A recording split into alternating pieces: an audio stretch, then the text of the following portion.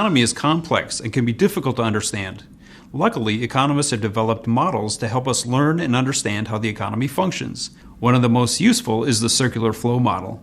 The circular flow model highlights the flows within the economy, the flow of economic resources, goods and services, and the flow of money.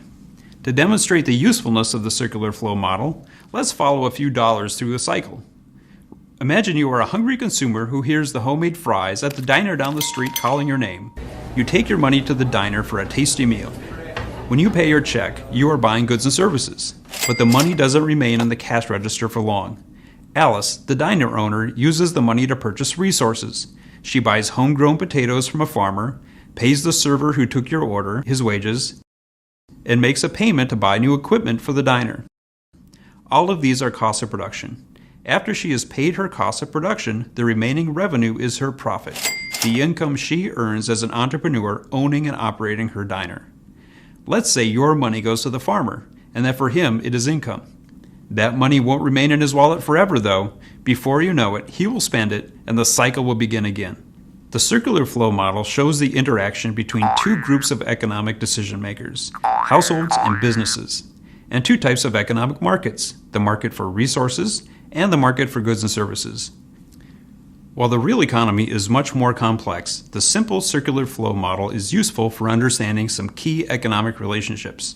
Let's start with the two groups of economic decision makers. On one side of the model is households. Households consist of one or more persons who live in the same housing unit, such as a family. Households own all the economic resources in the economy.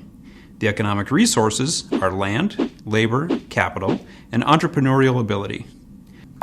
Land resources are natural resources. For example, these could be actual land owned by a farmer or other natural resources such as oil, water, and trees. Labor is just what it sounds like, work for which you are paid. Capital resources are goods used to produce other goods and services. For example, think of a hammer used by a carpenter or a computer used at a business. Finally, entrepreneurial ability is the human resource that combines other resources to produce new goods and services and bring them to market. So an entrepreneur might combine land, labor, and capital in new ways, taking risks along the way to bring a good or service to market. On the other side, we have businesses. A business is a privately owned organization that produces goods and services and then sells them. Businesses can be large, such as an automobile manufacturer, or small, such as a diner. And businesses may produce goods such as computers and bicycles, and services such as haircuts and car repairs. But households and businesses are not isolated. They interact in markets. At the top of the model, we have the market for resources.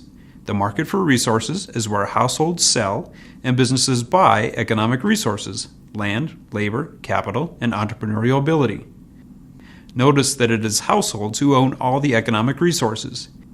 You might think of capital, say a delivery truck, as being owned by a business. But who owns the business? You guessed it, households. Whether a small diner owned by an individual, a partnership owned by several individuals, or a corporation owned by stockholders, all of these businesses are owned by people who are also members of a household. Let's look at some transactions in the market for resources by a business. A diner. It uses a mix of economic resources, such as land, potatoes for fries, labor, cooks and waitstaff, and capital resources, kitchen equipment and cash register, to produce goods and services. In this case, cheeseburgers, fries, and milkshakes. The business buys these economic resources from households. For example, let's say you work at the diner. You are selling and the diner is buying your labor resources. Those homemade fries come from potatoes, a natural resource bought from a local farm, which is owned by a household. The new milkshake machine and French fry cutter, capital resources, were bought from a business 3 states over, and the stockholders of that business are members of households. Finally, the diner itself is owned by Alice, who is a member of a household and an entrepreneur who has turned her skill of making the best homemade fries in town into a successful business. In exchange for their resources, households earn income. Each resource has its own income category. Households receive wages for their labor, rent for use of their land, interest for use of their capital, and profit for their entrepreneurial ability. For working at the diner, your income would be paid in the form of a paycheck at the end of the month. So, in the market for resources, households sell resources and businesses buy resources. The resources flow one way, and money flows the other. At this point in the cycle, households sell resources to businesses. So, households are holding income, and businesses are holding resources. But what do households do with the income? What do businesses do with the resources? To answer these questions, let's focus on the bottom of the model, the market for goods and services, where the goods and services produced by businesses are bought. Let's start with businesses. Businesses use the economic resources they buy in the market for resources to produce goods, such as computers and bicycles, and services, such as haircuts and car repairs. Businesses sell these goods and services to households in the market for goods and services. For example, the diner produces cheeseburgers, fries, and milkshakes. Households use part of their incomes to buy goods and services. The payment businesses receive is called revenue. For example, at the diner, revenue comes from customers paying for their food.